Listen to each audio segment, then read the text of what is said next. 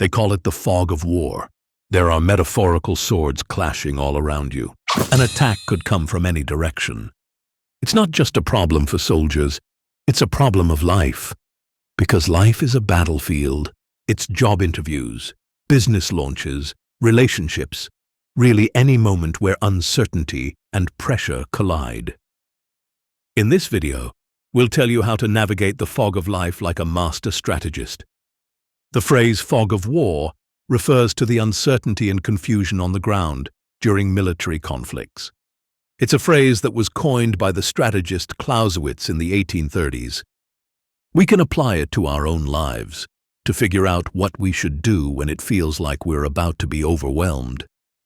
The first thing to do when you're surrounded by the fog of war is to calm down. Here's a truth which nobody likes. Life is always going to be chaotic. If you look around you, the world is always bigger and more complex than we could ever hope to fully comprehend.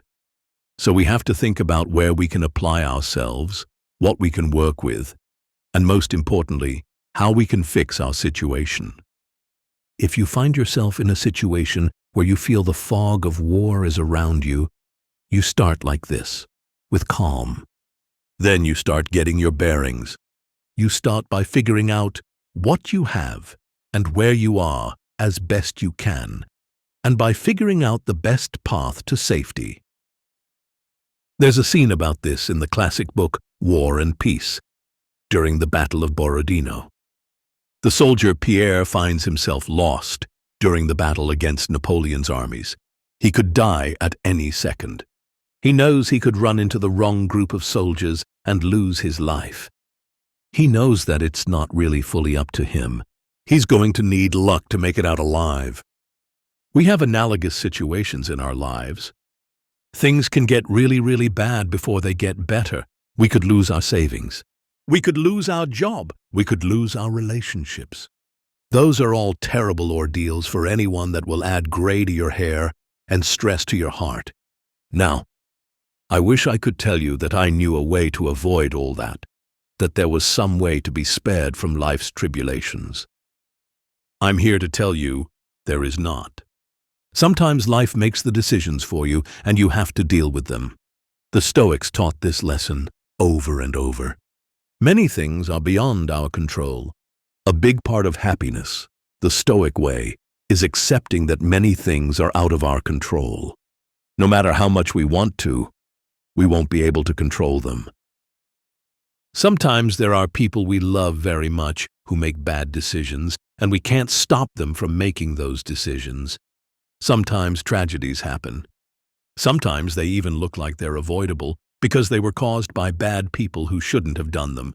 But by the time we find out, it's too late. They've happened. These things, the Stoics emphasized, are part of life. We can do things to try to lower the risk, but we can't stop it completely. Movie heroics aside, we cannot actually predict the future or reverse the flow of time. And because of that, sometimes one of those things is going to get us. You can go a long time being lucky, but eventually luck runs out. So one way that we deal with that is mentally. We think about the things we can control and the things we cannot control. We put aside the things that are out of our control because we can't control them, and we focus on what we can control. Something else we can use is hope. It's worth remembering that the worst-case scenario may seem very real in your mind, but it's not guaranteed. Even people who got caught up in floods sometimes float to safety. The silver lining of the thought that things could get worse is that they could, but they might not. Let's return to this analogy of the fog of war. Everything is a mess. The best choice isn't clear. What you can do in that situation is apply yourself and try to make the best choice right now. I've noticed that even at really bad moments, we can often take an action right then and there to stop the worst outcome from happening. Let's say someone hacks your computer. Maybe you had a deadline coming up and you know you're going to miss it. It's happened. It's over. You have to deal with it. But even though you've been hacked, you can still take steps to reduce the damage. Maybe you change your passwords and you log out of apps and you do what you have to so you're not in danger anymore. Another example, one that really happened to me, is theft. I fell asleep on a ride in public years ago, and when I woke up, my wallet was gone. I was mad, very mad, but I didn't know who did it. I was asleep when it happened, so I took a deep breath, I collected myself, and then I went home and started canceling my credit cards and memberships. That's what I mean about the fog of war. We can't stop bad things from happening to us always, but we can often improve the outcome even while we're in it, and we can take action. So from where we are right now, we can make things better. In a sense, the world is always putting out fog, but we, through our efforts, can cut through it. So we may not be able to stop the fog, but we're not powerless to change it. We can reduce the fog if we try. The next step of dealing with the fog of war or the uncertainty of life is asking very carefully and thoughtfully, what can I find out? A moment ago, I said that some things are out of our control, including things we'd like to know but can't know, like the insides of other people's minds or the reasons for a higher-up decision. That's life. But for a lot of things in life, we can find out more if we work at it. We can make good guesses, and we can prepare for what we would need to do if those guesses came true. Here's another example. Let's say that you had a confrontation with your boss. That can be a threat to our income and our livelihood. Now you don't know what's going to happen as a result. Maybe your boss will shrug it off and let it go, or maybe he'll decide to be vengeful and you end up losing your job. Now that you know that the conversation has happened, you can prepare for those outcomes. Maybe you can write your boss a message, or you can plan to meet him the next day. If you can't do that, you can look at your resume and you can start polishing it. Maybe you know other people in the office who talk to your boss a lot and might know something about this situation. You might have friends who work in the same industry. You can reach out to them. And that can give you ideas that you may not have had. You might not be able to avoid the punch, but you can do something to soften the blow, and you can move toward a space where you'll be better positioned if you take the hit. The next thing you can do is move fast. A lot of times we move through life slowly and complacently. We think our job or our relationship is safe right now, and it's true for the moment. We take it easy. Now there's a time for that and a place for that. You can't be stressed and rushing all the time. But most of us spend longer being complacent than we need to.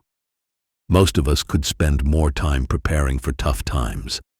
So remember, we live in a world where our situation is impermanent, where the good alternates with the bad. We also live in a world where action really matters. Action makes a difference. And if we're in a situation where we're surrounded by the fog of war, action is what may save us. Don't ever forget it. The thing that will make a difference is ultimately the actions that you take, whether it's now, tomorrow, or years from now. The actions that you're taking right now are planting the seeds for those outcomes you'll experience later. However, sometimes, when things are bad, we act like the opposite is true. We have the impulse to lie down and do nothing. That absolutely does not help. That does not improve our situation. Even if you have to push yourself a little bit, even if it's a little uncomfortable, it's actually the time to stand up and get to work. Don't ever be resigned to losing. Get up and fight. Get up and start doing things that will make your position better and bring you the happiness your mind is stirring you to achieve. On a battlefield, that might mean trying to run to higher ground or to a safe space which is sheltered, where you're not so exposed. In life, it's pretty similar. If, say, you lost a relationship, there are some steps you can take to start improving that situation. You can get some rest. You can talk to your friends or your parents. You can prepare for a date. These are all proactive steps you can take, which may not directly affect the outcome, but directly help you, which is important because that's what you can actually change. But for some people, the biggest difficulty of the fog of life is the uncertainty itself. It's the emotional difficulty of it. what it's like to be in a place where we don't know what's going to happen next, and we're afraid. It's the psychological dimension of uncertainty that is often the hardest to navigate, because while we can take concrete actions to improve our situation, the gnawing anxiety of not knowing what will happen can feel like too much. Fear of the unknown triggers our most primitive instincts. Our brains interpret uncertainty as potential danger and flood our systems with stress hormones. That makes it harder to function day to day. Consider politics. Elections swing unexpectedly, policies change overnight, and the leaders we thought we understood reveal new dimensions that catch us off guard. I'm old enough to remember people saying all kinds of things were unthinkable, which were not just thinkable, but also doable, and also, over time, eventually done. And no matter what side of the political divide you fall on, it's true like clockwork that the politics that are popular at one time and that you believe in will become unpopular and despised years later. Politics is fickle, and as the famous theorist Clausewitz once said, politics is war by other means. Politics isn't always about president and kings, of course. Political decisions in your town can affect you directly, and politics in the workplace is something you have to learn. The basic idea behind this word politics is that you have to deal with power and with other people, because it's going to have a powerful effect on your life. Yet throughout history, people have lived through far more dramatic political changes than most of us will ever experience. They survived civil wars, revolutions, the rise and fall of empires, and radical shifts in government. They adapted, they endured, and even after exile, they often thrived. History may not erase our troubles, but it does provide perspective. Political systems change, but the generations will live on. So to return to the point, things are uncertain. The world can change very quickly. We might not like the conflicts of the world we live in, but we have to engage them, or we suffer. As the saying goes, you might not be interested in war, but war is interested in you. When things are bad, one exercise we can do is just to think, what's the worst that could happen? There often is a worst-case situation, and many times, it's not as bad as you think. In the relationship example, the worst-case scenario is you are single. That is it. It's really no worse than that. If you're married, maybe you take a financial hit, or your family dynamics will change. Well, okay, you take the hit, and then you move on. This worst-case analysis works because it forces us to confront our fears directly rather than letting them grow in the shadows. When we clearly define the worst possible outcome, we see that it's survivable. Even more importantly, once we've mentally prepared for the worst case, we can begin planning how we'd handle it.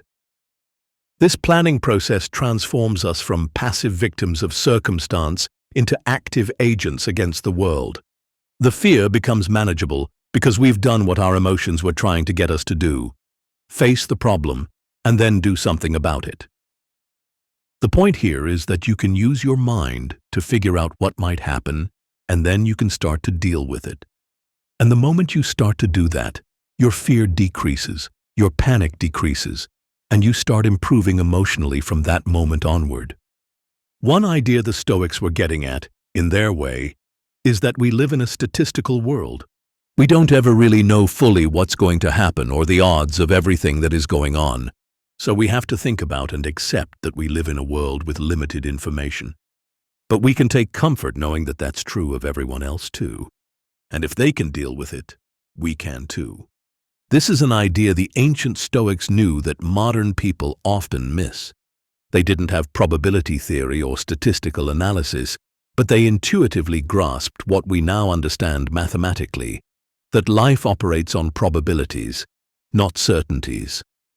Marcus Aurelius captured this when he wrote in his Meditations that we should expect nothing but hope for everything.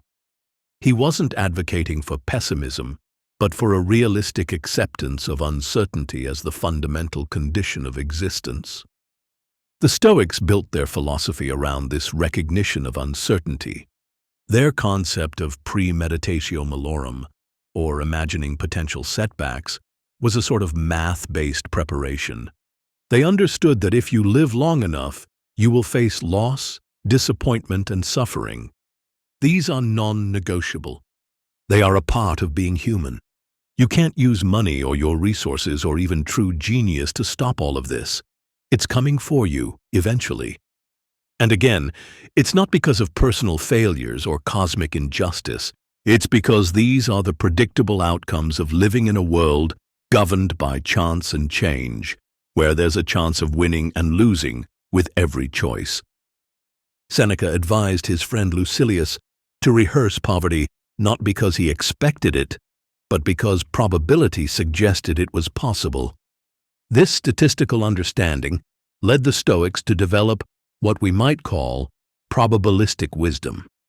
Since we cannot predict specific outcomes, we must focus our energy on the controllable variables, our choices, reactions, and preparations.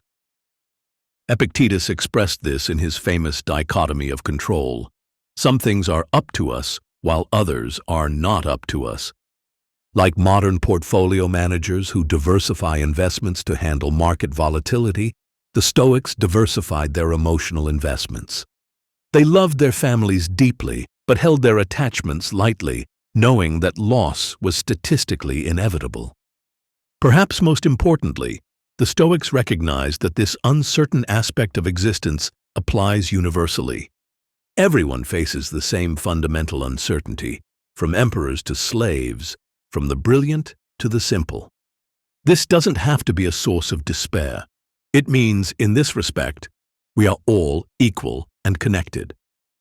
As Marcus Aurelius noted, we are all fellow travelers navigating the same unpredictable journey.